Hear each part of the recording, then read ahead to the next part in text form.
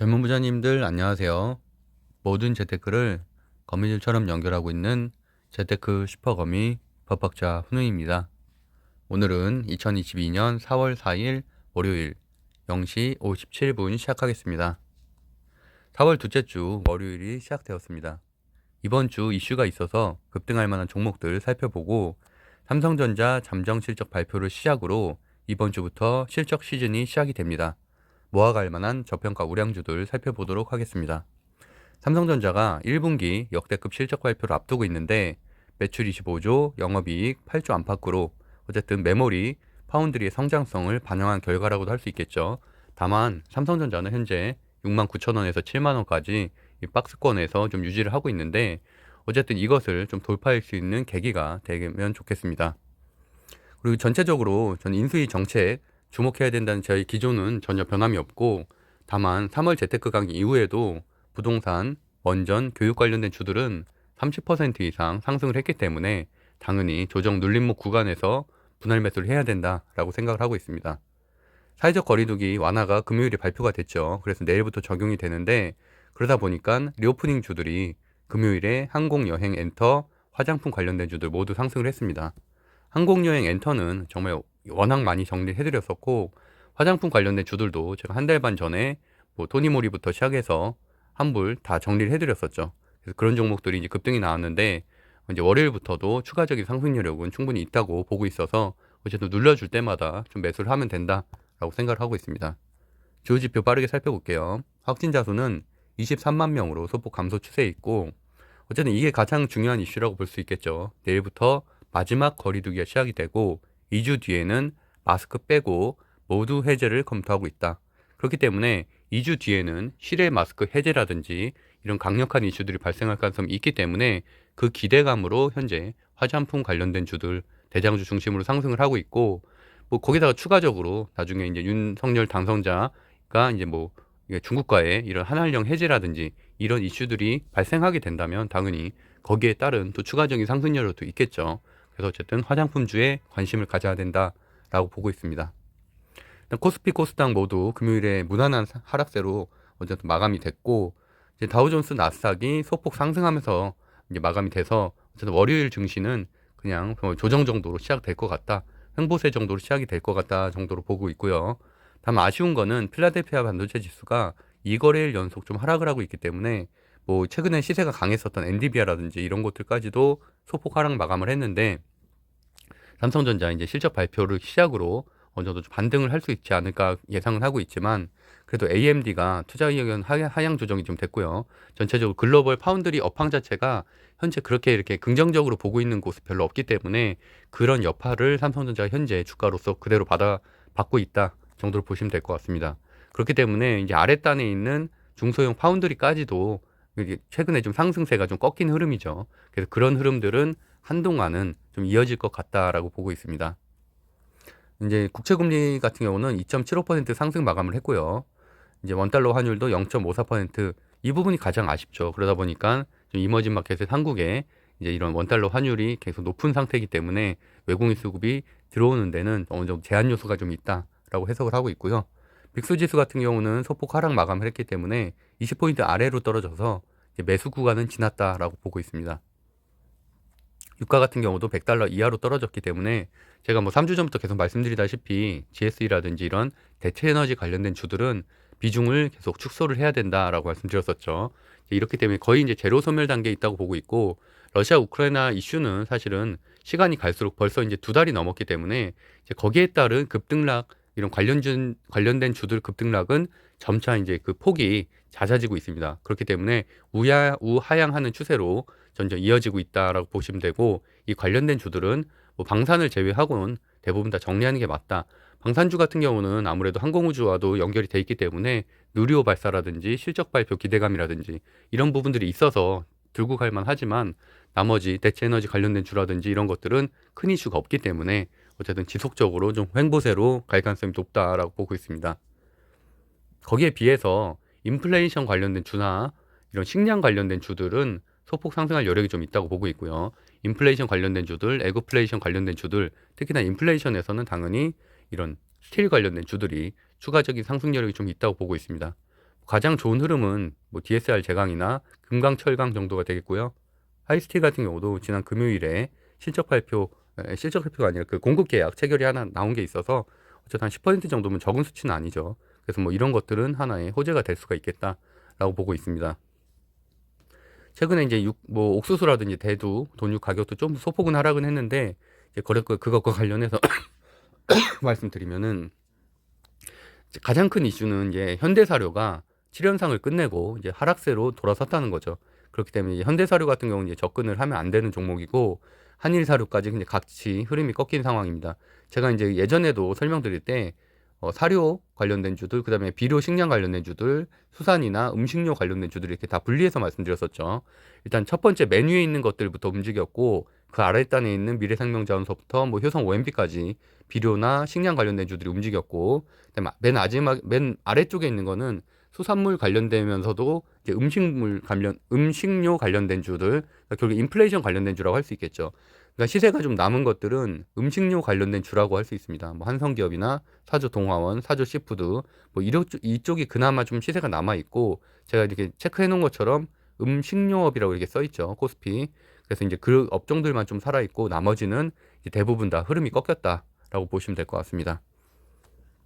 비트코인도 이제 지금 한 5,600만 원대 계속 유지를 하고 있는데 크게 빠지지 않는 모습이죠. 그렇기 때문에 이 관련된 주들, 두나무 상장 관련된 주들, 빗썸 상장 관련된 주들도 여전히 좋은 흐름을 보이고 있는데 물론 비덴트 같은 경우는 지금 최근에 조정폭이 좀 있었죠. 한 15% 정도, 한 30% 정도 상승을 하고 15% 정도 눌러주긴 했지만 그래도 최근에 이제 우리기술투자가 금요일에 시세를 크게 줬었죠. 시세를 한 10%대 크게 주면서 현재는 이제 어쨌든 우리기술투자가 좀 더 시세가 좋은 흐름이고 지금 비덴트 같은 경우도 20선을 이탈하지만 않는다면 이제 금요일에 좀 지지를 하면서 좀 버텨줬는데 이것만 이탈하지 않으면은 그래도 우리기술 투자 상승할 때 같이 좀 추가적인 상승 여력도 있다고 보고 있습니다. 어쨌든 흐름 자체는 이제 두나무 상장, 그다음에 이제 빗썸 상장 이런 쪽으로 이어지는 흐름이기 때문에 뭐 우리기술 투자가 이제 우리기술 투자, 하나투자증권, DSC 인베스트먼트가 이제 두나무 상장 관련된 주죠. 그래서 그렇게 보시면 될 것 같습니다. 그 주요 뉴스 좀 살펴보면은 아까 말씀드렸던 대로 마스크 해제에 대한 이슈들이 이제 지속적으로 발생할 거기 때문에 현재 전문가들은 실외에서는 자율 착용에도 문제가 없다는 입장도 내놨죠. 그렇기 때문에 화장품주가 이제 그 시세를 받고 있는 거고요.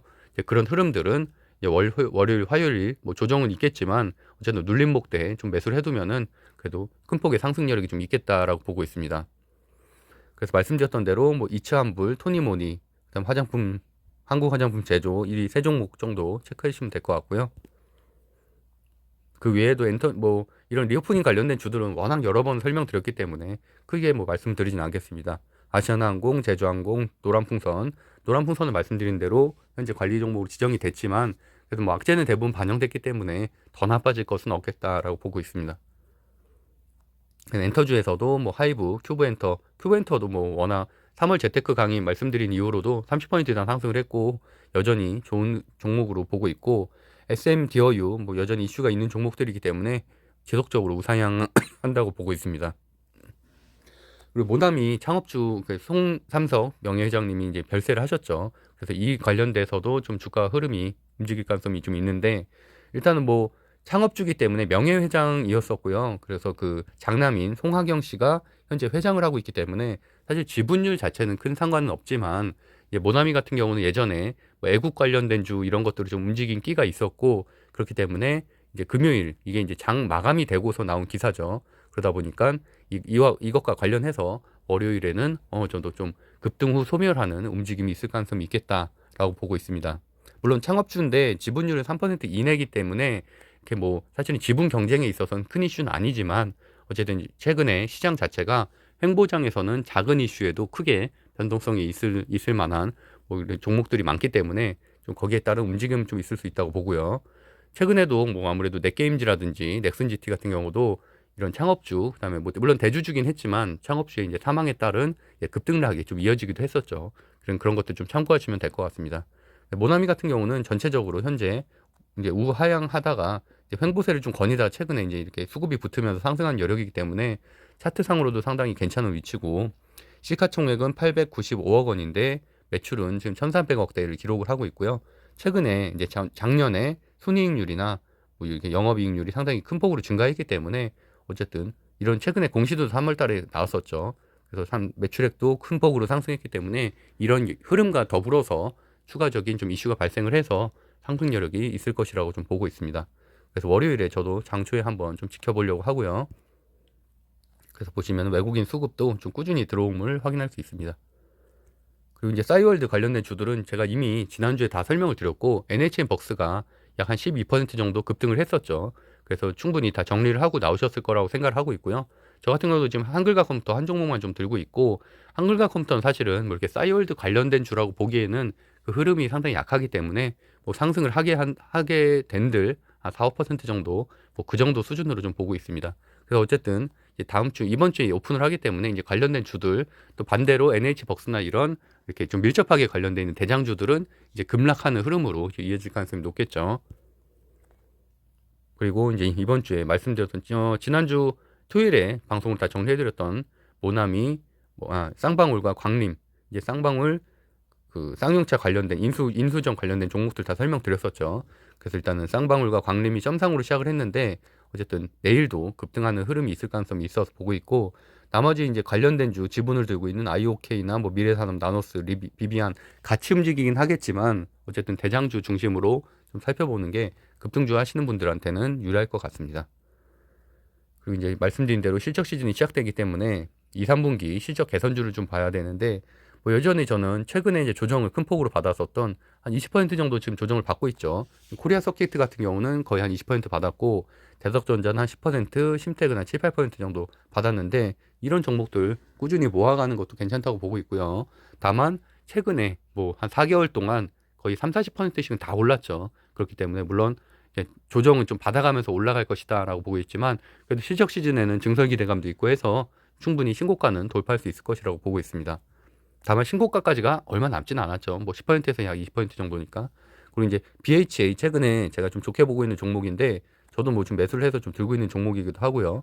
보신 것처럼 이제 최근에 급등한 이후에도 재료가 발생을 좀 했죠. 그래서 좀 소폭 눌러주고 있는 모습이고, 외국인 매수가 이제 끊임없이 들어오고 있다는 부분이 상당히 긍정적으로 보여지고 있습니다.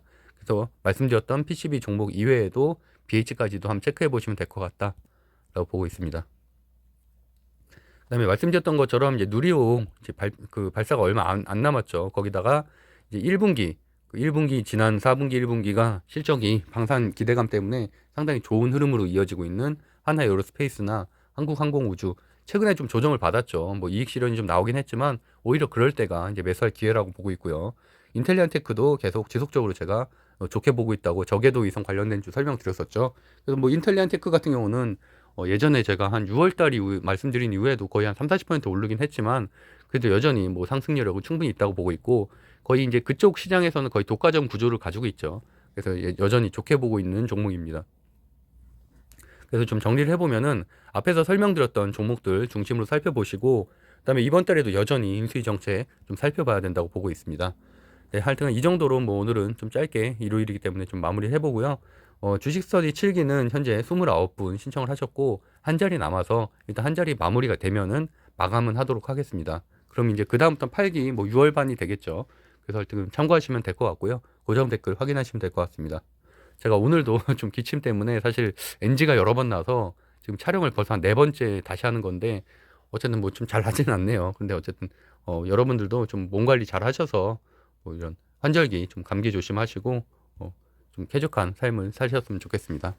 그럼 오늘도 행복한 하루 보내세요. 감사합니다.